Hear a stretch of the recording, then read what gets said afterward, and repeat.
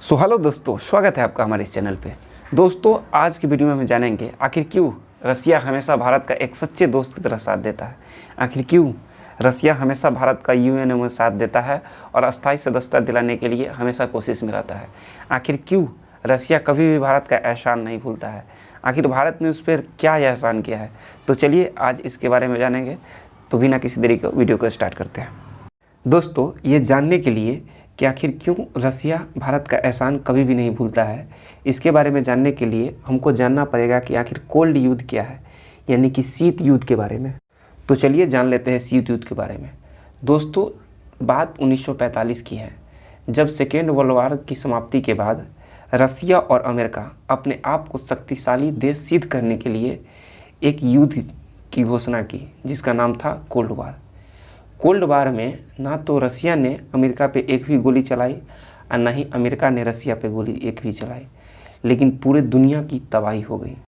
America हमेशा रसिया के target में रहता था और इसीलिए वह हर छोटे और बड़े देश से समझौता करता था। सेम रसिया भी हमेशा अमेरिका के टारगेट में रहता था और हर छोटे बड़े देश से समझौता करता था। रसिया विश्व की सबसे बड़ी देश है। यह एकमात्र ऐसा देश है जो यूरोप और एशिया दोनों में पाया जाता है। हालांकि इसका राजधानी मॉस्को यूरोप में है, अतः यह यूरोप का कंट्री में गिनती होता है। तो रसिया तो गर्मी में तब तक तो ठीक था, लेकिन जब ठंडी के मौसम आता था तो रसिया में चारों तरफ से बर्फ घिर जाता था और वह अपनी लड़ाई लड़ने के लिए नौसेना का प्रयोग ठीक से नहीं कर पाता था।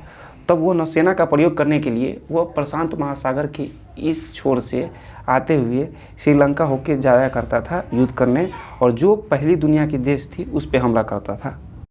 तो ये बात अमेरिका को पता चला, तो अमेरिका ने कहा, अच्छा तुम उस होकर आते हो, क्यों ना हम रास्ता में तुम्हें रुकावट पैदा करें। तो बीच में रुकावट पैदा करने के लिए एक देश का तलाश कर रहा था। तो अचानक उसका ध्यान हिंद महासागर के बीचों बीच एक देश जिसका नाम था श्रीलंका, उस देश का एक पोर्ट जिसका नाम था हम्बनटोटा पोर्ट, यानी हम्बनटोटा बंदरगाह पर ध्यान पड़ा। बंदरगाह उसे कहा जाता है जो समुद्र के बीच में वैसी भूमि जिसकी तल समुद्र की तल से ऊपरी आ जाता है, उसे बंदरगाह कहा जाता है। उसमें कुछ क्षेत्रफल ज़्यादा होना चाहिए जहाँ पे एक आध जहाज़ रुक सके। तो अमेरिका श्रीलंका के पास पहुँचा और श्रीलंका को बहुत सारे पैसा दिया रेलवे लाइन बिछाने के लिए, और तब बाद में कहा, देखो तुम्हारे पास एक पोर्ट हम्बनटोटा पोर्ट है, वह तुम हमको लीज पर दे दो, हम वहाँ पे रडार सिस्टम बैठाएंगे और हिंद महासागर से जब कोई भी जहाज जाएगा उस पर हम निगरानी करेंगे। तो श्रीलंका ने कहा, चलो ठीक है, तुम हमको लीज पे मांग रहे हो तो चलो दे देते हैं, कोई बात नहीं। तो वहाँ पे उसने एक रडार सिस्टम बैठा लिया। अब रसिया को हो गया दिक्कत, कहता था कि हम जाते हैं, रास्ता में हमको पकड़ लेता है। तब उसने अपना दोस्ती की हाथ बढ़ाई भारत की ओर। उस समय भारत की प्रधानमंत्री इंदिरा गांधी थी और इंदिरा गांधी से बोली, ए सुनो ना, एक बार हमको मदद कर दो, हम तुमका एहसान हमेशा जीवन भर रखेंगे। तो इंदिरा गांधी कहा, क्या है बोलो, क्या ऐसे की समस्या है, थोड़ा श्रीलंका में अमेरिका के बस का है, तुम उसको किसी भी तरह से हटा दो। तो कहा, चलो ठीक है, देखते हैं। तब इंदिरा गांधी ने एक आतंकवादी संगठन जिसका नाम था LTTE, यानी लिबरेशन टाइगर ऑफ तमिल इलम, उसकी स्थापना किया और उसे श्रीलंका में भेज दिया। कहा, तुम जाओ श्रीलंका में, वहाँ पे विद्रोह करना और वहाँ पे अपना अलग देश का मांग करना, और उसका हथियार का सपोर्ट इंडिया से हो जाता था। तो ये LTTE वाला गया, वहाँ पे सभी लोग को मारता था और अपना अलग देश मांग करता था। बोलता था कि चलो जफना वाला पास मेरा ही होगा।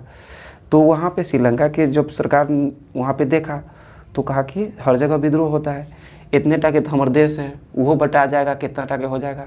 तो अमेरिका से बोला, ए अमेरिका सुनिए ना, हम आपको हाथ जोड़ते हैं, चले जाइए आप।